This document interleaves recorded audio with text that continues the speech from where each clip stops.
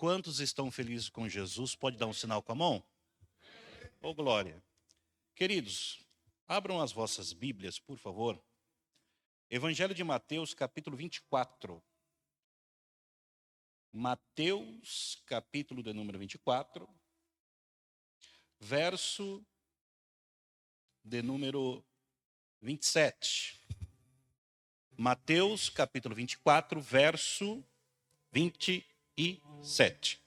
Enquanto os irmãos procuram o texto bíblico, na noite do dia de hoje eu quero ser grato primeiramente a Deus, aquele que criou todas as coisas, e na maior prova de amor, na cruz do Calvário entregou o seu único filho, para dar a mim e a você o direito da salvação. Quero louvar a Deus pela vida do pastor Léo, pela vida da sua digníssima esposa, por todos que nos recepcionaram, por toda a igreja Somos. É um prazer estar aqui com vocês, é um prazer estar ministrando nesse primeiro dia desse trabalho que eu acredito que vai gerar frutos, vai gerar conhecimento, vai dar sabedoria, vai dar inteligência e vai trazer muitos resultados espirituais. Comigo hoje está a minha igreja veio completa comigo hoje. Minha esposa, Andréia, minha filha Késia, meu filho Murilo e meu amigo Raimundo Pedro. Quando ele ouviu sobre o culto, ele falou, vou lá. E eu, olhando para trás, estava procurando ele, achei ele no meio da multidão. Louvar a Deus pela vida do apóstolo Natanael. Fiquei agora meio difícil de pregar, né, apóstolo?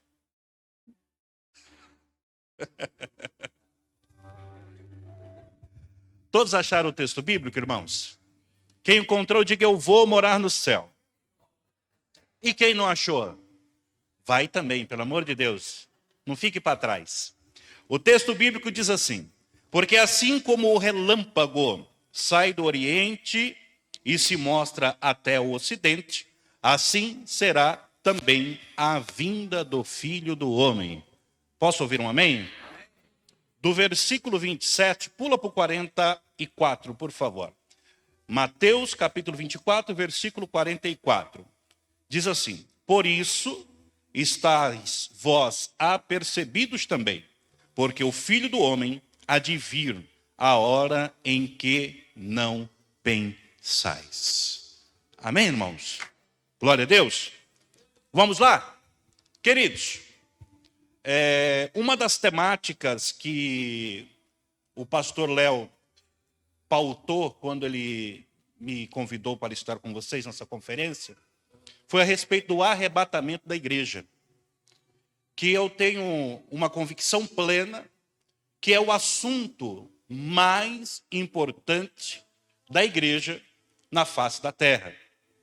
Nós somos seres humanos comuns, como qualquer outro, e sendo cidadãos comuns, a gente tem nossos deveres, tem os nossos afazeres, trabalhamos, pagamos os nossos impostos, mas acima de qualquer outra situação, nós temos que ter a nossa convicção e certeza da nossa entrada no céu.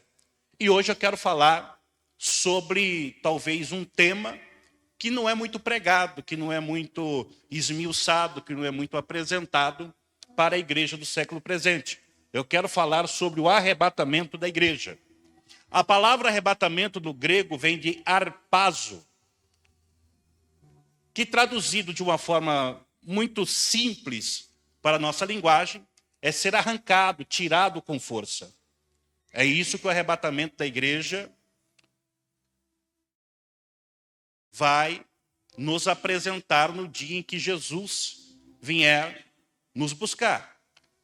A igreja, os filhos e filhas, servos e servas, serão arrancados com força daqui dessa terra.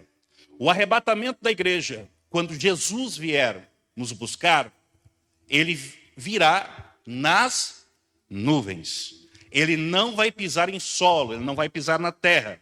Ele vai vir nas nuvens, nos ares. Presta atenção. 1 Tessalonicenses, capítulo de número 4, versículo de número 16 e 17, diz assim, porque o mesmo Senhor descerá do céu com alarido e com voz de arcanjo e com trombeta de Deus. E os que morreram em Cristo ressuscitarão primeiro.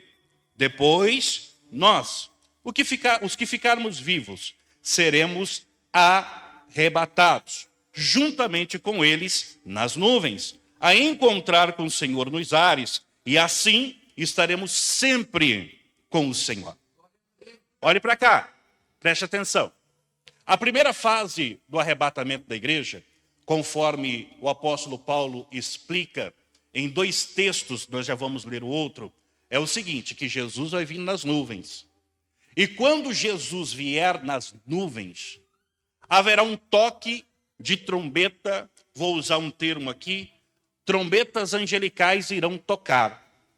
Eu vejo, meus queridos irmãos, algumas analogias que as pessoas fazem a respeito da vinda de Jesus, trombetas tocando e o povo entrando em desespero, ouvindo o toque da trombeta. Essa analogia está errada, porque o toque da trombeta só será ouvida por aqueles que serão arrebatados. Ou seja, estamos hoje nesta conferência, você vai sair desse culto, vai comer um cachorro-quente, vai chegar na sua casa. Vamos dizer que 11 horas da noite você está no seu leito, deitado, mexendo no seu celular ou fazendo a oração para dormir, e de repente você escuta um soar de trombeta angelical. Não precisa ficar com medo, porque quem ouve o toque da trombeta também vai subir aos céus arrebatado para estar com o Senhor. Deixa eu ver quem vai ouvir o toque da trombeta. Só que a Bíblia nos dá, meus irmãos, um entendimento que entre o arrebatamento da igreja, antes disso acontecer, Deus irá trabalhar em um fato que gera muita confusão no meio do povo de Deus. Porque a Bíblia diz que os mortos ressuscitarão primeiro. E algumas pessoas começam, meus queridos irmãos, imaginar como os mortos ressuscitarão primeiro. Porque tem pessoas que acham que as catacumbas vão explodir, né? Os mortos vão se levantar, bater no pó do paletó, da roupa. Não é sobre isso que a Bíblia está falando. A Bíblia está falando em corpos que ressuscitarão transformados.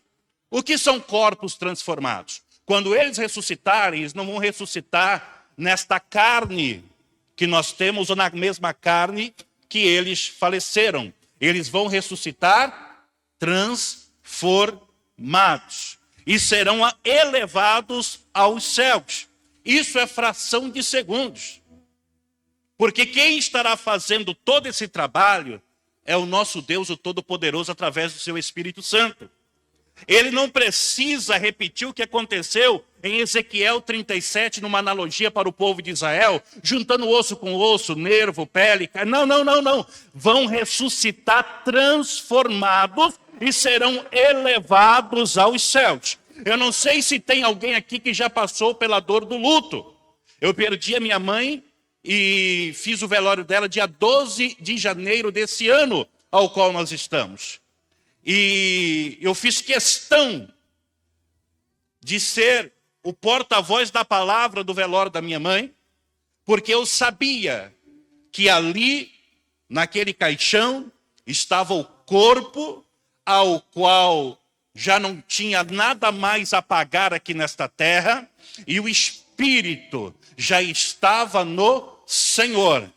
Talvez eu fique mais alguns meses, algumas semanas, talvez anos, sem ver a minha mãe. Mas eu sei que quando a trombeta soar, oh glória, aleluia, ela vai ressuscitar e vai chegar até Cristo primeiro do que eu e você. Porque aqueles que morreram em Cristo, aqueles que morreram fazendo a obra, porque eu não sei se você notou, todo homem, toda mulher que é dedicada à obra de Deus, parece que esse sofre mais, parece que esse é um pouco mais calejado, parece que esse sofre um pouquinho mais, mas existe recompensa para aqueles que dormem no Senhor. A Bíblia diz que eles vão ressuscitar e vão ter um encontro com Deus primeiro do que eu e você. Mas existe uma outra promessa, que aqueles que estão em Cristo serão arrebatados e elevados às nuvens e estaremos sempre com o Senhor. A nossa geração não se preocupa muito com o arrebatamento. Às vezes acordamos, trabalhamos e dormimos e não nos lembramos que Jesus vai voltar. Estamos meio desligados. Não sei se você notou, mas o mundo em si está se tornando capitalista. A gente trabalha 10, 12 horas, 14 horas por dia. Nós temos nossos anseios, queremos o nosso ganho, queremos as nossas conquistas, e isso tem exigido dia após dia mais de mim, mais de você, mais tempo de mim, mais tempo de você. Ficamos com pouco tempo para Deus, com pouco tempo para Deus, para a família, porque o mundo está se tornando capitalista. E se eu perguntar quem não gosta de dinheiro aqui, meus irmãos, todo mundo gosta. Não é isso? Só que para essa conquista, para essa corrida, às vezes nos exige muito.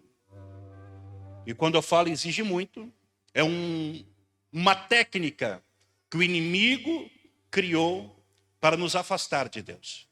Então nós acordamos pensando em trabalho, em ganhar dinheiro, em pagar conta, em pagar prestação, em pagar boleto, e às vezes nos esquecemos do principal, que Jesus vai voltar.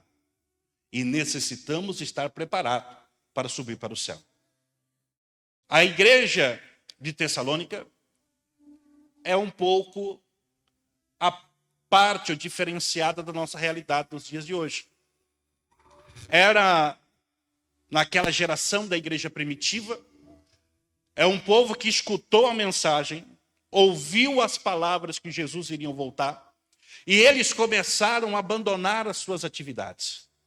Começaram a parar de trabalhar, começaram a se escorar, falaram, não, para trabalhar para quê? Jesus está voltando mesmo, já vai vir buscar a gente vai morar no céu. Vamos abandonar tudo isso aí, deixa de trabalhar, isso é uma besteira. Aí vem o experiente Paulo e escreve a eles, aconselhando a eles, mostrando o caminho da verdade para eles. Olha, Jesus vai voltar. Mas você não tem que abandonar o seu trabalho, você não tem que abandonar a sua vida. Você não pode parar de cuidar da sua casa, você não pode parar de cuidar da sua família. Paulo vem aconselhando aquela igreja que estava ansiosa pela vinda de Jesus, mas estava também deixando os seus deveres terrenos de lado. A geração de hoje trabalha muito, faz muito pelas coisas terrenas e faz pouco pelas coisas celestiais. Agora preste atenção. Primeiro aos Coríntios, capítulo 15, versículos 51 e 52. Primeiro aos Coríntios, capítulo 15, versículos 51 e 52. Diz assim: eis aqui vos digo um mistério. Na verdade, nem todos dormiremos, mas todos seremos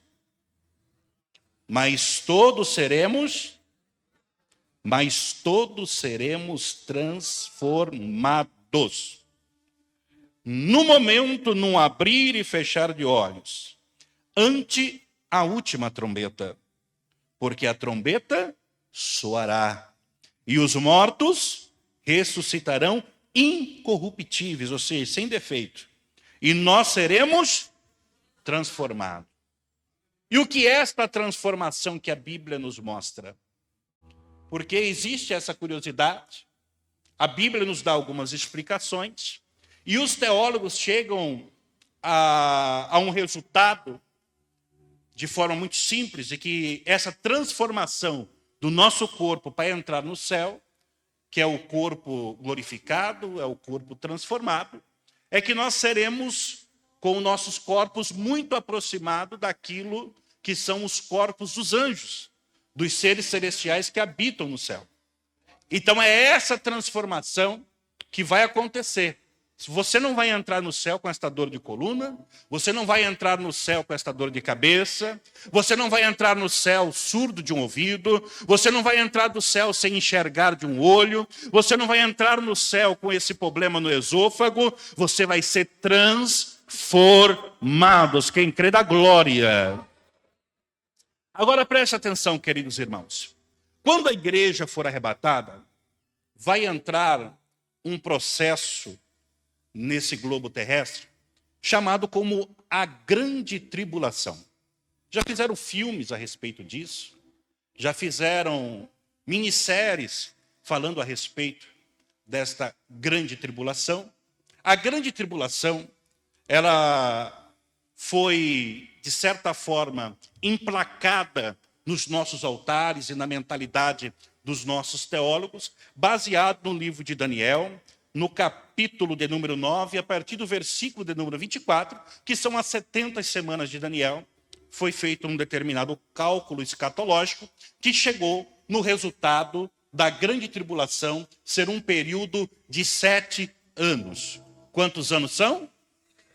Quantos anos são? 7 anos dividido em 2 fases, em 2 etapas. A primeira fase é uma fase de 3 anos e meio. E como é a visão escatológica para esses 3 anos e meio dessa primeira fase? A visão escatológica bíblica para essa primeira fase é uma fase onde o anticristo, o falso profeta, estará trabalhando dentro de uma realidade política, conquistando o coração de líderes de nações, de presidentes, de reis, de líderes a nível político de nações, conquistando a confiança deles e trazendo uma total comodidade para todos os moradores da terra. Ou seja, esses 3 primeiros anos e meio da grande tribulação, o povo vai ter carro bom para andar, vai ter casa boa para morar, vai ter cartão de crédito para gastar. Até a picanha que prometeram o primeiro Satanás, o segundo vai dar.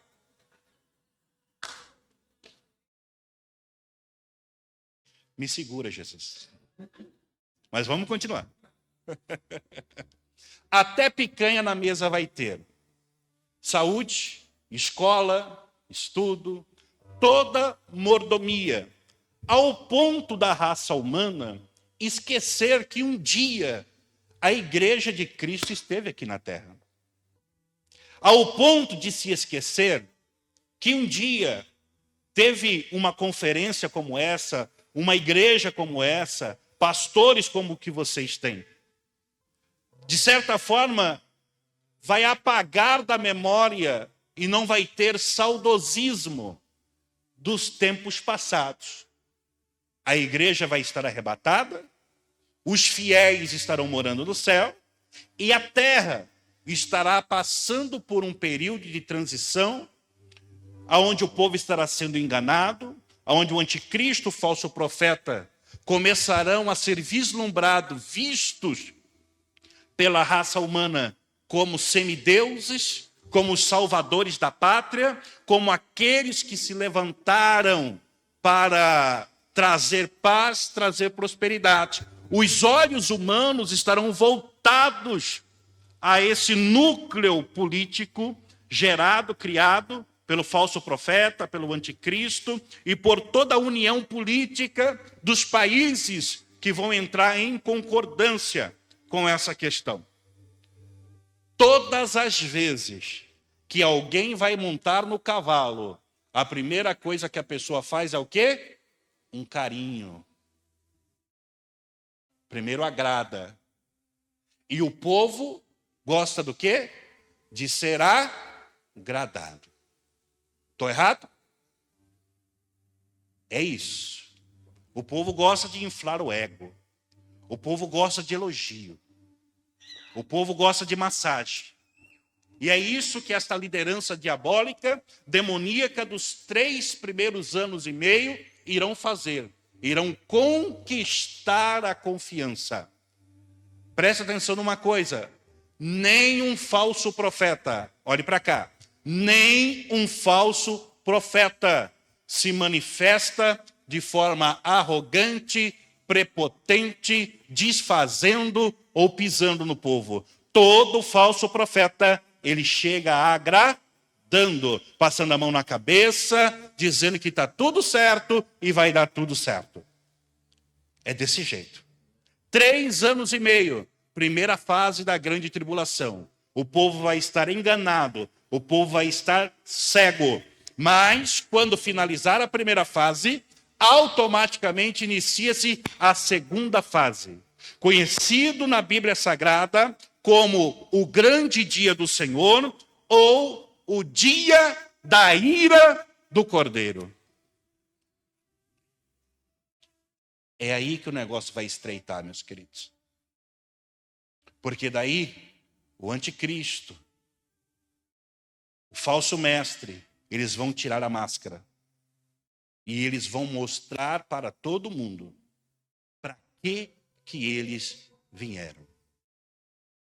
Sabe aquela frase, quer conhecer alguém dá poder? É isso. Quando eles abraçarem todo o poder, em que todo mundo estiver concordando com eles, que tiver com o contrato assinado, eles vão tirar a máscara. E aí a regra do jogo é a regra deles. Para vocês entenderem, segundo alguns teólogos da parte escatológica, eles vão dizer que esses 3 anos e meio não é apenas a manifestação do falso profeta, não é só a manifestação de uma globalização, de uma união política que vai trazer devastação e maldade para a humanidade, mas também é a manifestação da ira, da raiva. É o cálice do Senhor transbordando num período de 3 anos e meio. É por isso que este período é conhecido como a ira do Cordeiro. É Deus que deu toda a chance. É Deus que colocou o seu único filho na cruz do Calvário para derramar todo o seu sangue. É Deus que usou missionários, pastores, igrejas para anunciar a palavra. É o momento em que o Senhor vai olhar para o globo terrestre e vai se lembrar de todos os sacrifícios que foram feitos no intuito de dizer para a humanidade: aceitem a Jesus para ser salvo. Jesus é o caminho, Jesus é a verdade, Jesus é a vida. Ninguém vai chegar a Deus, ao Pai, se não passar por Ele. Essa humanidade que desafiou, essa humanidade que pagou para ver, essa humanidade que não acreditou, essa humanidade que desprezou o sacrifício da cruz, vai entrar num período de 3 anos e meio da manifestação da ira de Deus. Porque não é somente o que o falso profeta, não é somente o que o falso Messias irá fazer de ruindade. Esses 3 anos e meio serão 3 anos e meio que vão acontecer catástrofes naturais nunca, jamais vistas. Nós hoje, às vezes nos surpreendemos com um vulcão que entrou em erupção, com uma tormenta, um vento forte que chegou a alguns países. Hoje a gente se preocupa, às vezes, com sirenes tocando em alguns países da Ásia, dizendo que talvez pode vir um maremoto. Hoje a gente se preocupa porque há alguns pequenos sinais. Nesses 3 anos e meio, haverá sinais na terra e em cima dos céus. Vai chover fogo do céu, saraiva. Vai acontecer coisas terríveis,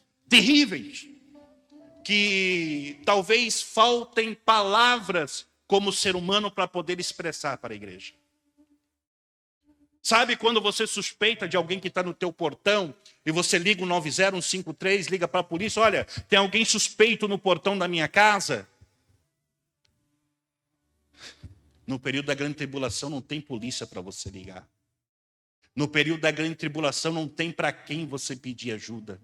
No período da grande tribulação a presença do Espírito Santo será tirada. Você vai orar e não vai acontecer nada, você vai clamar e não vai acontecer nada. Na segunda parte da grande tribulação, as pessoas vão endoidar e vão começar a relembrar de culto como esse. Vão ficar loucas, varridas, e vão bater na porta. Olha, eu lembro que aqui tinha uma igreja, eu lembro que aqui tinha um pastor, eu lembro que aqui eu fiz uma campanha, eu lembro que aqui eu participei de uma conferência. Vão pedir ajuda, mas não terão condições de ser ajudado, porque a natureza por parte de Deus vai se revoltar contra a terra, e mais as maldades políticas que serão praticadas pelo falso profeta. Todas as nações, em maioria, estarão alinhadas em um só discurso, cometendo as mesmas crueldades. Vai chegar o período da fome, onde as pessoas, para se alimentar, terão que se identificar com o sinal da besta. E o sinal da besta é a certeza que quando Jesus vier para a guerra do Armagedon, já vamos falar sobre isso, a pessoa não terá nem a segunda chance, porque estará marcada pelo 666. Algumas pessoas pregam e dizem que haverá uma segunda chance. Queridos, presta atenção. Servir a Deus hoje, olhe para cá. Servir a Deus hoje com sinceridade, com verdade. Eu não estou falando com bagunça. Eu não estou falando de qualquer maneira. Eu não estou falando, meus irmãos, servir a Deus de palhaçada. Eu estou falando com seriedade. Já não é fácil. Você acha que tentar defender uma verdade no período da grande tribulação será fácil? Uma terça parte da humanidade será dizimada por doenças e enfermidades gravíssimas. Será um período que talvez pais olharão seus filhos ser destruídos. Casais verão seu cônjuge passando por aflições tão grandes, tão desafiadoras, que vai faltar ação e reação para aquele momento.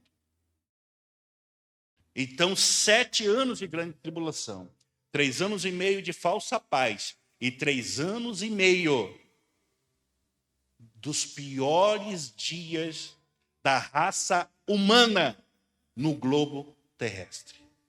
Se você já assistiu algum documentário, da Segunda Guerra Mundial, sobre Hitler, deixando aqueles judeus morrerem de fome, aqueles judeus esqueléticos, mulheres e crianças sendo lançadas dentro da câmara de gás, você olha e fala, esse camarada era muito mau. A grande tribulação vai ser bem pior do que isso. Muito pior. A Primeira e a Segunda Guerra Mundial não se compara com o mal que virá sobre a terra no período da grande tribulação. E talvez você olhe para mim, pastor, o senhor está pregando isso para mim ficar com medo? Não, eu estou pregando porque é a verdade. É isso que vai acontecer. E talvez a gente precise de um choque de realidade para se cumprir aquilo que o pastor Léo falou, acho que é Malaquias 3,18. Eis que vereis a diferença entre o justo e o ímpio, entre quem serve a Deus e quem não serve. É isso. Agora preste atenção. O final da grande tribulação, que são os 7 anos, acontecerá um fato. Que fato é esse? Desde o princípio do povo hebreu, do povo israelita, hoje mais conhecido como povo judeu, esse povo foi gerado com a marca da promessa. É o povo de Deus. Foi Deus que escolheu este povo. Ah, mas por que Deus escolheu eles e não escolheu nós? Não sei, pergunta para Deus. Foi Ele que escolheu. E nós somos filhos por adoção, né? Somos agraciados pela cruz de Cristo. Mas a promessa está sobre o povo judeu. No final desses 7 anos de tribulação, todos os exércitos, ou a maioria do exército do globo terrestre, de todas as nações, se unirão, se juntarão para uma guerra chamada a Guerra do Armagedon. Que guerra é essa? É a última batalha. É a última guerra. E esta guerra vai acontecer no Vale do Meguido, que é um local em Israel, na terra dos judeus. O Vale do Meguido vai comportar o exército de Israel se defendendo com todos os exércitos do globo terrestre numa batalha com todo o poderio bélico para tentar extinguir, destruir, acabar com o povo judeu. Nesse momento vai acontecer a segunda vinda de Jesus. Só que essa ele não vem nas nuvens. Ele vai colocar os pés na terra. E o profeta Zacarias, no capítulo 14, versículo 3 e versículo 4, fala que ele vai colocar os seus pés sobre os montes das oliveiras. E esse monte, ele vai se fender, ele vai abrir. Uma perna do nosso todo-poderoso e Salvador Jesus Cristo vai para o lado. Vou usar uma expressão, esquerdo, e outro para o lado direito. Nesse momento, Jesus não desce sozinho. Preste atenção no que eu vou te falar. Jesus vai descer com os seus anjos e vai descer com a igreja arrebatada. E pasmem, você está alistado no exército e nem está sabendo.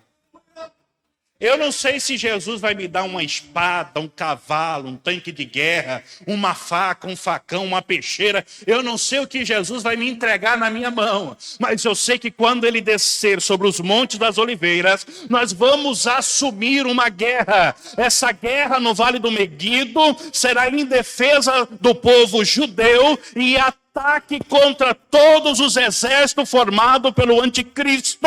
Será uma batalha sangrenta, mas o inimigo do Senhor vai ser destruído. Deixa eu ver quem vai estar nesse exército. Eu vou estar, em nome de Jesus. Vai finalizar esta batalha, vai finalizar esta guerra.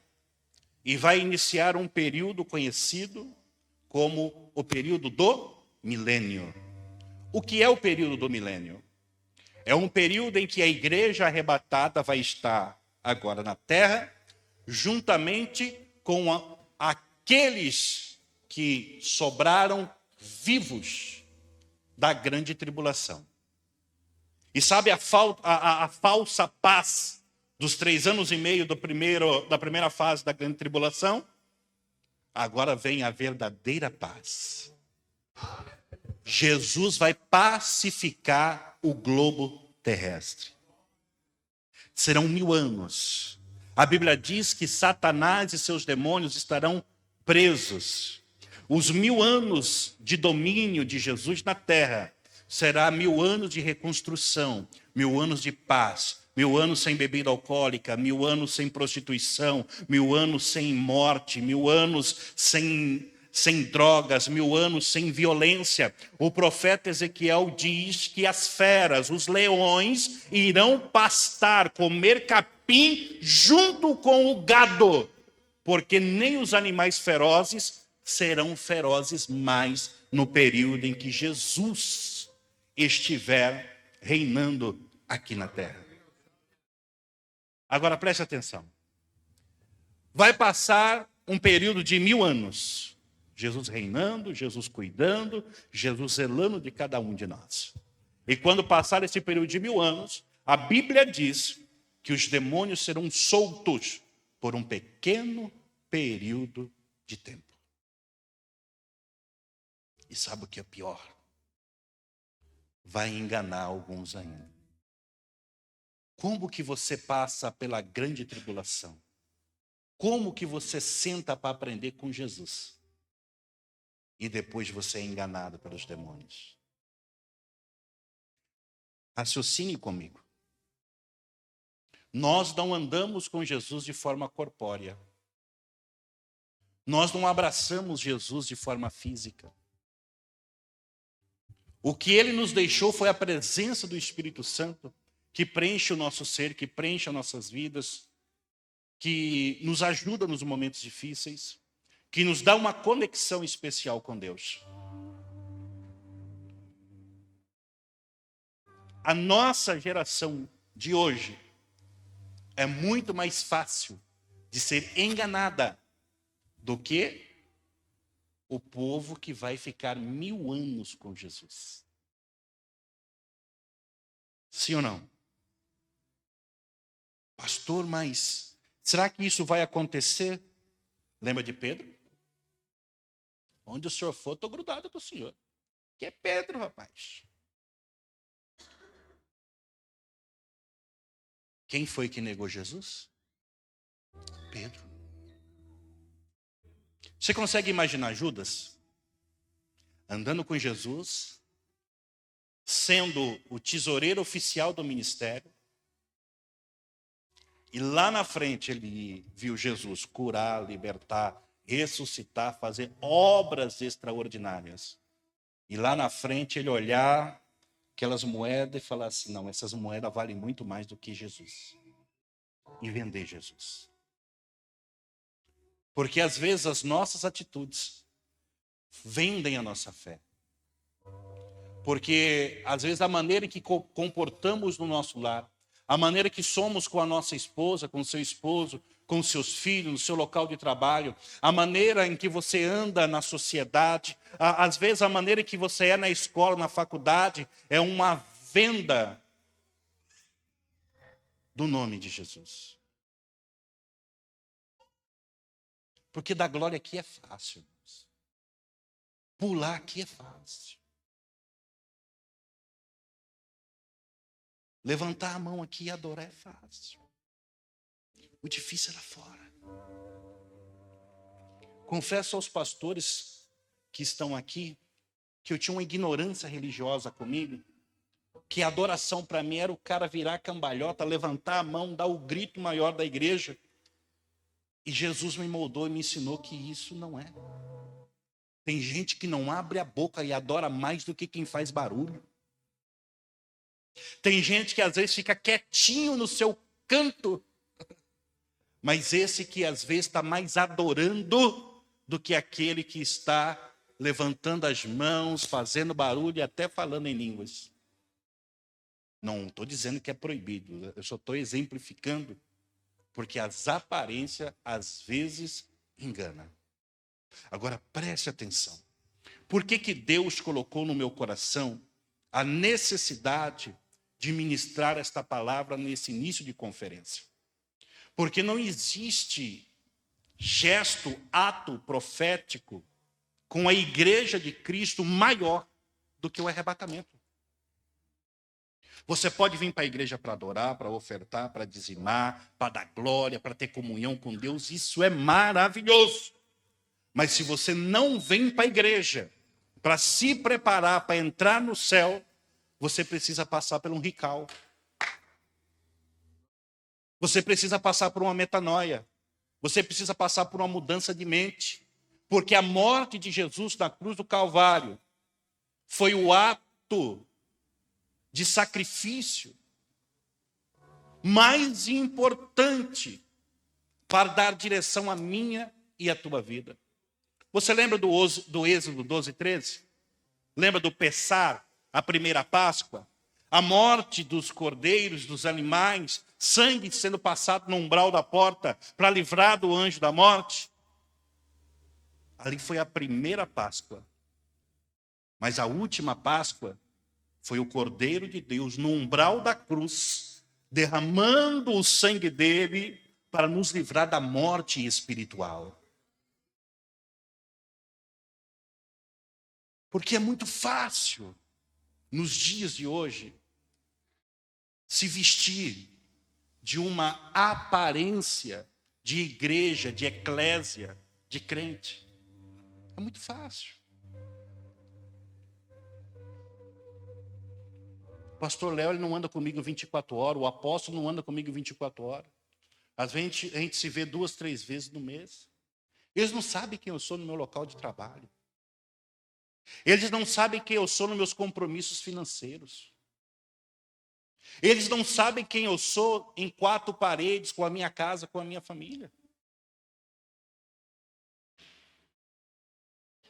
É lá que eu tenho que ser o crente preparado para o arrebatamento.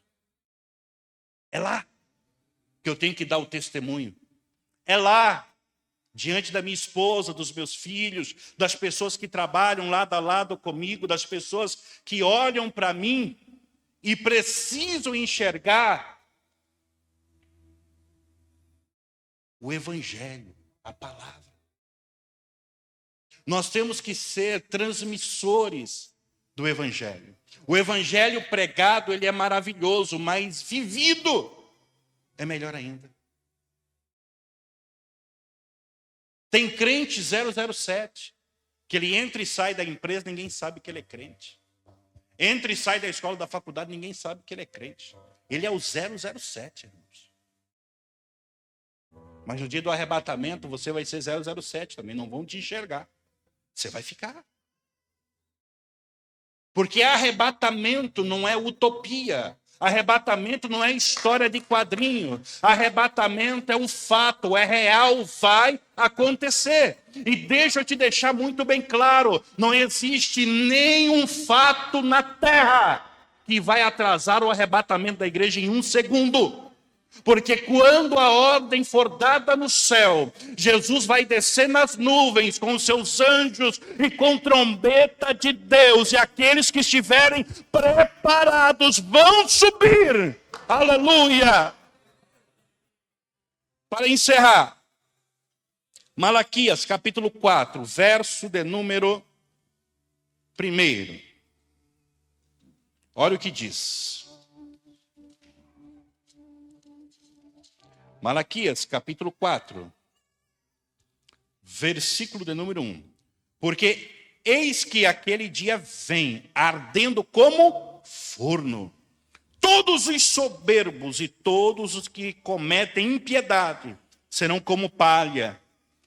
E o dia que está para vir os abrasará, diz o Senhor dos Exércitos, de sorte que lhes não deixará nem raiz e nem ramo.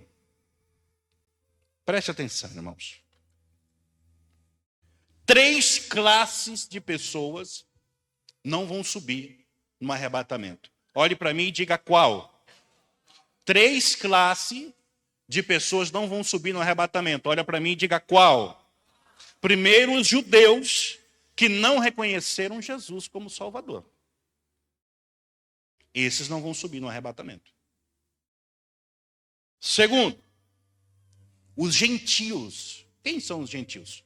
Todos quanto não são judeus. Asiáticos, africanos, da América do Sul, América Central. Todos esses são considerados biblicamente como gentios. Se não aceitar a Jesus como Salvador e não andar na vontade dele, também não irão subir. E a terceira classe é a que mais me põe medo.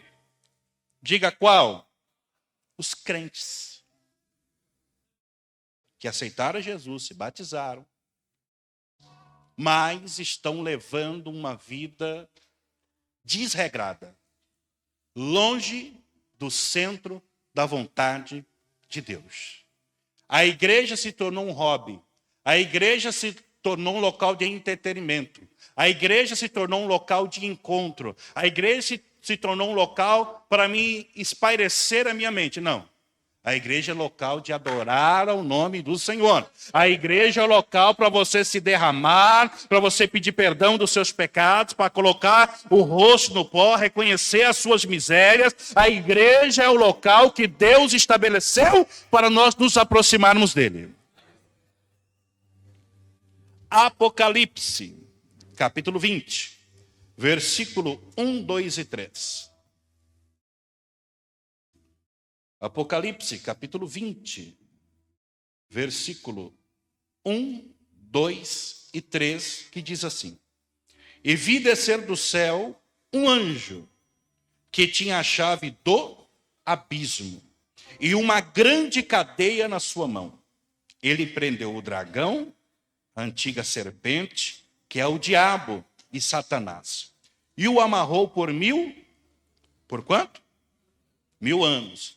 E lançou-o no abismo, e ali o encerrou, e pôs selo sobre ele, para que mais não engane as nações, até que os 1000 anos se acabem. E depois importa que seja solto por um pouco tempo.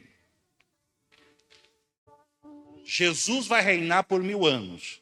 Satanás estará preso por 1000 anos. Satanás será solto por um pequeno espaço de tempo. E quando isso acontecer, vem a parte que eu acho mais deslumbrante da Bíblia e da escatologia, que é o fim real de todo o sofrimento. Porque haverá uma inauguração. Que inauguração é essa? A inauguração de um local conhecido por todos nós como o inferno, o lago de fogo e enxofre. Olhe para cá, eu já estou encerrando e vou entregar o microfone. Muitas pessoas pregam hoje, falam que tiveram visões. Aquela escritora americana, ela escreveu, se tornou acho que até um best-seller, Divinas Revelações do Inferno, que ela compara o inferno como um corpo humano, braços, perna, cabeça. Isso não está na Bíblia, irmãos. Desculpe eu chocar vocês. Eu só posso acreditar naquilo que está na Bíblia. Mas ela é espiritual, ela é espiritualizada. Isso é um problema dela. Não está na Bíblia. O inferno ainda não existe. Existe diferença entre ser espiritual e espiritualizado. Você sabe o que é o espiritualizado? É o cara que vê anjo em todo lugar. É o cara que tem visão, tem revelação toda hora. Eu tenho medo desse tipo de gente. Toda hora tem uma revelação. Eu vi. Falei, Jesus, mostra para mim também. Será que eu estou orando pouco? Ele está orando demais? Ninguém foi ao inferno. O inferno vai ser inaugurado. E quem vai ser lançado no inferno? Satanás e seus demônios. A besta. A antiga serpente, o dragão, a antiga serpente. E todos aqueles que os seus nomes não estão escritos no livro da vida. Todos aqueles que levaram uma vida a lá vão ter aqui na terra. Não se preocuparam com o sacrifício de Cristo na cruz do Calvário. Não valorizaram o sacrifício de Cristo na cruz do Calvário. E sabe o que me dá arrepio, o que me dá medo? É que lá o fogo nunca acaba e o bicho nunca morre. Todo mundo já deu uma queimadinha no dedo aqui, né? Pegou a panela quente, o isqueiro quente e se acidentou, fez uma bolha e dói para chuchu. Agora você imagine o corpo humano mergulhado no fogo 24 horas, sem ter o direito à morte. Só sofrimento, só dor, só lamento, só choro, só gritos. Ali é o verdadeiro inferno. Ali você pode chamar pai, mãe, Jesus Cristo, você pode gritar o sangue de Jesus tem poder, você pode ler o Salmo 91, o Salmo 140, o Salmo 23, que não haverá recurso espiritual e nem físico para libertar ninguém da opressão do verdadeiro inferno. Eu finalizo a mensagem da noite do dia de hoje dizendo que a hora é essa. O momento é esse. Vamos colocar nossa casa em ordem. Vamos pedir perdão a Deus dos nossos pecados. A nossa geração é a geração mais depressiva. É a geração que mais tem doenças da alma, psicossomáticas. É a geração que mais toma remédio tarja preta, que mais toma remédio para dormir, que mais toma remédio para se acalmar, que mais toma remédio para ficar feliz. Sabe por quê? Porque a nossa geração é a geração que mais guarda raiva no coração. A nossa geração é a geração que menos perdoa. A nossa geração é a geração que mais tem sentimento de vingança no coração. As nossas almas estão impregnadas com um senso de justiça que não é a justiça de Deus, ou é do Satanás, ou é da própria carne. E a gente precisa liberar perdão. A gente precisa aprender a amar. A gente precisa olhar para os nossos irmãos com olhar de misericórdia, desejando o bem. A nossa geração é a geração que mais quer conquistar bens financeiros. E não é pecado. Mas querem conquistar de uma maneira não lícita. E a nossa geração é a geração que não pode ver ninguém bem. Ah, o irmão ali comprou um carro mais novo que o meu. O irmão tem uma casa melhor que a minha. Eu não estou pregando para quem está lá fora, não. Eu estou pregando para quem está aqui dentro. E esse tipo de malignidade, ela pode ser da carne, mas existe um alimento espiritual para isso impregnar no coração, para impregnar na alma. Satanás põe fogo, Satanás acelera, Satanás inventa história, Satanás cria mentira. O inimigo gera situações para que pessoas que têm este coração perverso se tornem mais perversas ainda. Tem libertação que não é demônio. Tem libertação que não é cair no chão espumando e gritando. Tem libertação que é na alma, que é no coração. Tem crente que se veste bem, tem crente que ora bem, que prega bem, mas por dentro o coração está enegrecido. Carrega ódio, sentimento de vingança. Pessoas que tiveram problema com seus pais há 20 anos e dizem, eu não perdoo. Irmãos e irmãs carnais que tiveram problema na infância e dizem, eu não perdoo. Se você não perdoar, você não entra no céu. Se você não liberar o perdão para o teu pai, para a tua mãe, para o teu irmão, para o pastor da igreja que você congregou há 20 anos atrás, se você não liberar o perdão, você não vai entrar no céu. Porque tem pessoas que se preocupam com pecados conhecidos como grandes. Pecado de adultério, de assalto, tem que tomar cuidado. Mas são os pequenos pecados que têm levado muitos crentes à condenação. Por isso, meu irmão, minha irmã, a conferência profética da Somos inicia com essa palavra. Jesus Cristo está voltando para arrebatar a igreja. Deixa eu ver quem sobe, deixa eu ver. Posso fazer uma oração com eles, pastor? Posso. Deixa eu fazer uma oraçãozinha primeiro. Se coloque de pé com a autorização do pastor da igreja. Coloque as duas mãos no seu coração. Deixa eu orar por você. Eu quero ser canal de bênção. Ah, pastor, o senhor pegou pesado. Fica tranquilo. É só o começo. Tem mais 4 ainda para vir. Coloque a mão no coração, feche os teus olhos.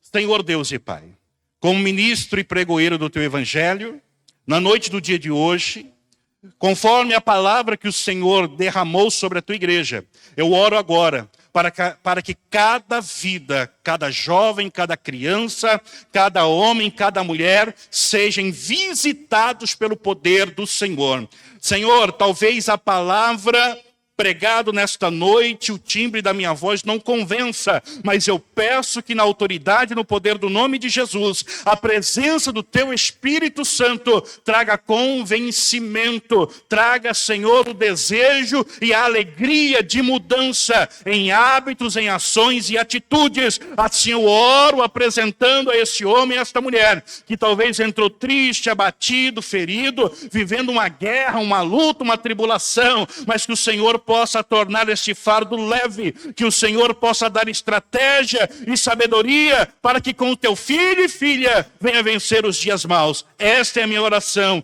e o meu clamor em o nome de Jesus. Ainda